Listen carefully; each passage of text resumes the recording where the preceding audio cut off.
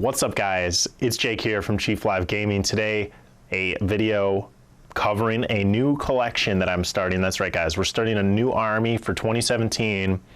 I've actually recorded this video twice now. I had one army in mind that I had been thinking about for a few months now, and I've kind of had a change of heart, so I've been waiting to release this video because I just wasn't feeling the same about it. You want to be excited about a new collection. You know, you want to be very motivated in all aspects of the hobby, the gameplay, the model style, you know, all these boxes that you want to check. And I just wasn't quite feeling the last idea I had in mind.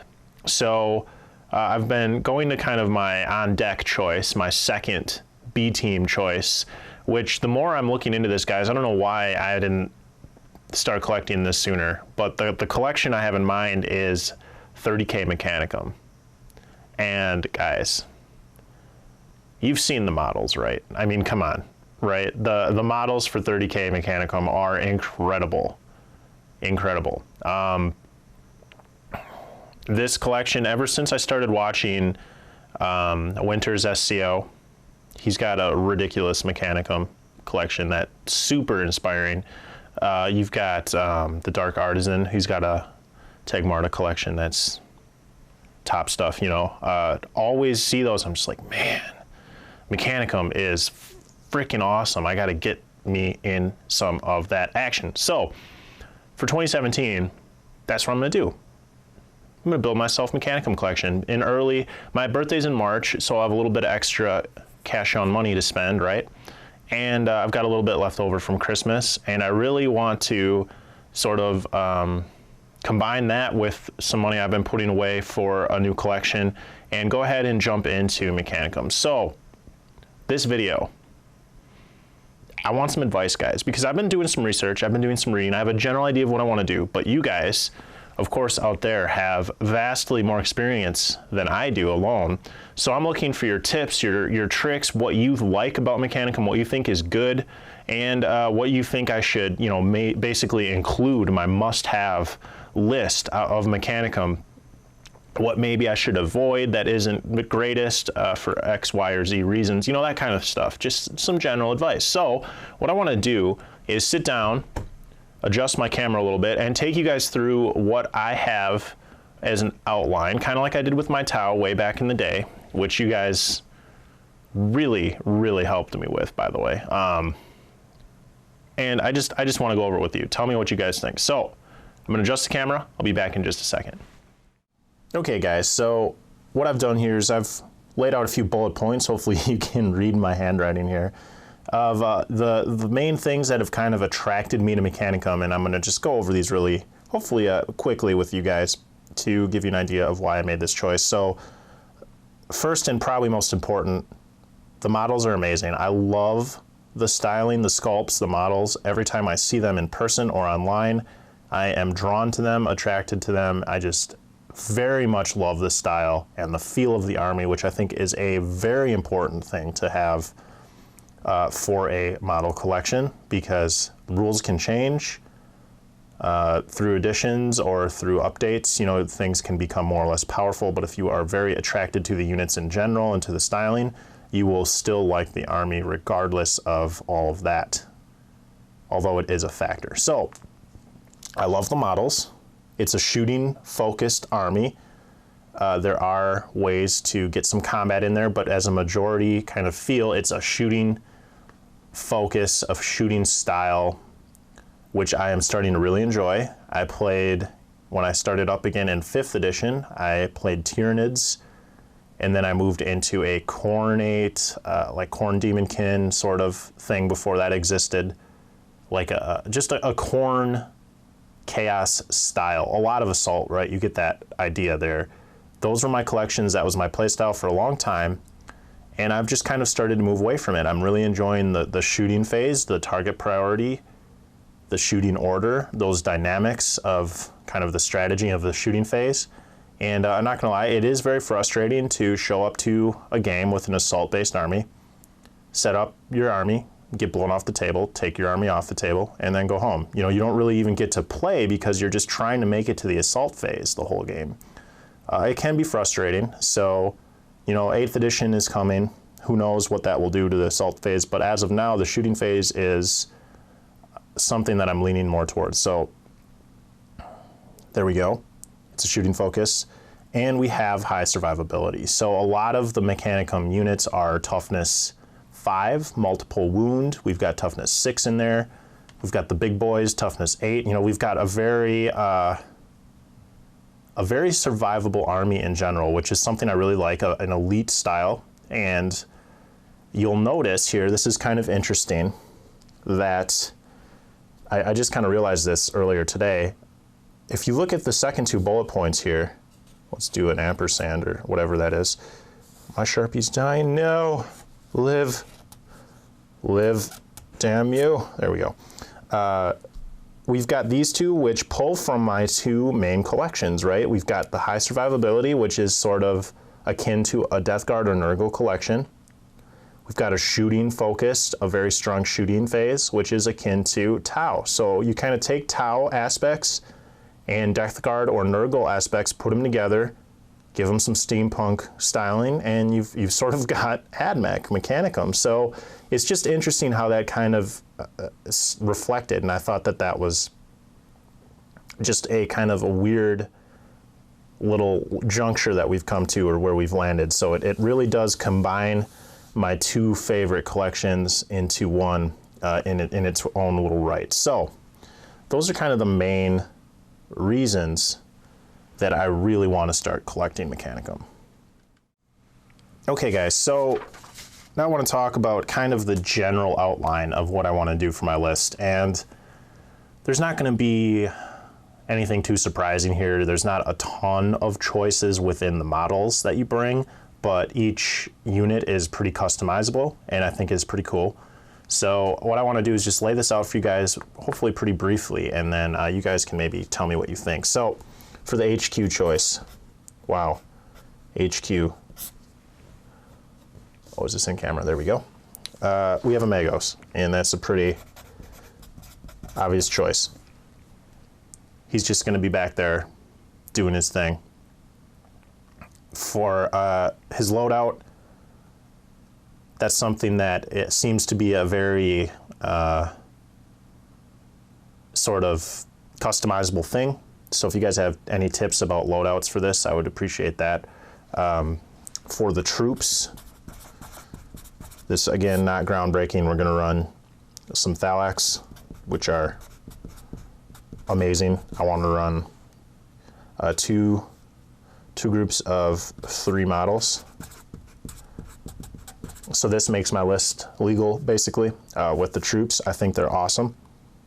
And then we need some Castellax in here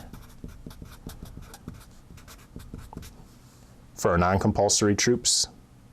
I want 2 with the Darkfire cannons. I think the Darkfire is the obvious choice for the Castellax, just based on what I've looked at. Again, not very good experience base here. Either running these in 2 groups of 1, maybe a group of 2. Is 2 a good place to start? Do I need more? Should I be focusing on more? Or is that a kind of an okay thought? Now, once you see the rest of the list, you might be able to answer that better or make an opinion. So for elites, I'm going to kind of skip that because those are more of my like questionable sort of things. But I want to talk about fast attack because this is kind of where my little style or whatever comes in, my own little take on the list, because this is pretty pretty basic and pretty standard so far. The things that I really like, these models, Ursarex, I love them. I love Dark Furies, Raven Guard Dark Furies. These are very similar. They're jump infantry, double lightning claw. You can put double power fist on them.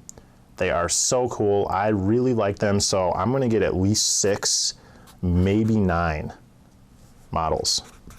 And this is something that will happen for sure. So this is like my auto include, and I know they're probably not the greatest, but I love that idea of a threatening melee sort of force something that gives pressure and you have to deal with. It pulls, whether or not they even make it to combat, it's going to pull firepower away from my backline units, and it's going to be kind of a harrying annoyance at the front. So I love that. We've also got Vorax. Now this is more of a Vorax. We're going to have 3 of those. I think this is probably a pretty standard thing to bring based on what I've seen. They are very cool. They've got double rotor cannons. They've got scout. You can give them poisoned ammunition. Very neat models. I want to have 3 of them. Maybe 6, I don't know, depending on what you guys think. Maybe I'll bump this up to 6. Because we'll be running our Urstrax probably in 2 units of 3 to, 3, maybe 4. Just divide the total we have into 2 units, or run the Urstrax in 1 unit. I thought that would be kind of fun. 1 unit of 6 or 9, depending on how many I get. Throw a couple with double power fists in there. That is going to annihilate most things in melee, right? You've got a Marine equivalent massacre, or a Terminator equivalent also probably massacre in combat. So this is a very threatening unit that can protect the midfield and maybe go into my opponent's deployment zone or backlines and just wreak havoc if possible. Again, supported by the Vorax, who can scout up, maybe outflank, and just be annoying. So that's kind of my style here, is in the fast attack section. I very much like this to play that style. So those are kind of my auto includes with the addition of one thing. I cannot forget this. Heavy support. You guys probably knew this was coming, right? You can't leave home without a Thanatar. I want the one with the big plasma thingy on his back because it just looks ridiculous. Love it. Gotta have it. So he's coming. Now, from there, this should be, if I remember correctly, something like 12 to 1500 points-ish, somewhere in there, which is a good core. But again, we're going to want to expand on that a little bit. So that's my question to you guys. With this sort of in mind, this is something that is going to be purchased for sure, this sort of list here. But then we've got a couple options. Now, here's my first big question. Tech Priest, or whatever they are. The guy that repairs with the little servo automata guys that follow him around. You know, their idea is they support the Castellix, and they also support the Thanatar. How necessary are Tech Priests, or whatever they are called? I forget the names. They seem very good, very cheap, very effective. Are they necessary, or should I skip it? Kind of not sure there. Myrmidons, kind of same idea. Myrmidon, question mark. Let's add some question marks here. The Destructors and the melee guys, I forget the name.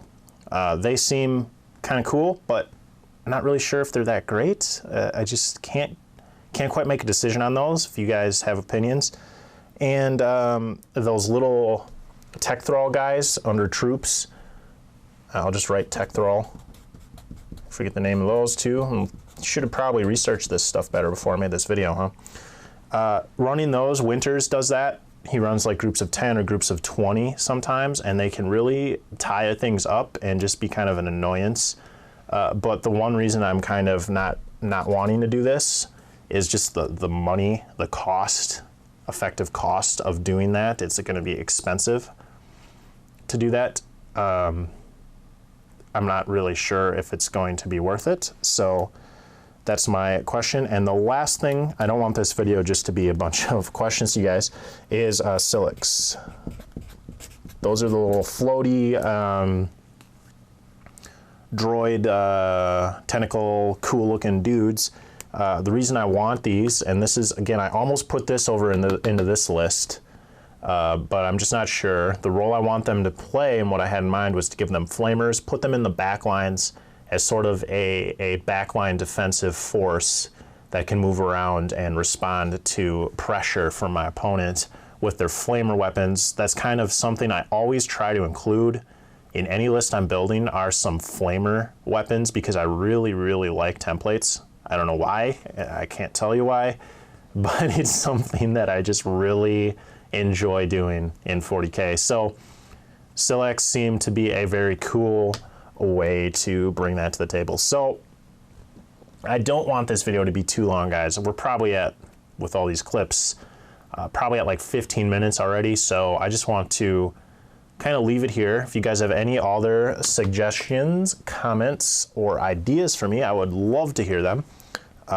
This list, I'm looking to purchase the stuff pretty quickly here. I've been thinking about it for a while, and I've kind of, you know, once the decision has been made in my mind, I'm very impatient. So I'll probably be buying this stuff or making the order here pretty soon. So if you could give me your thoughts, I'd really appreciate it. So thanks a lot, guys. Remember to take a look at my social media, Instagram and Twitter mostly. I don't really do Facebook all that much anymore. Just not my thing, really, I guess. It's so political, and I'm not going to get into that. I just don't go on Facebook much. We'll leave it there. So check out my social media if you guys want to stay sort of in contact with what I'm up to, my work in progress kind of stuff. Again, send me pictures, guys, of your collections. I've had people sending me some amazing Death Guard stuff. From one of my last videos, I said, hey guys, send me collections, send me pictures of your models of your collections for Death Guard. Send me some AdMech stuff, guys, some Mechanicus. I want to see it. chieflivegaming@gmail.com. I need inspiration. Send them my way, and we'll just talk about it. I love nerding out on the emails with you guys, the viewers. So thanks a lot. I will see you guys in the next one. Have a great day, guys. Bye now.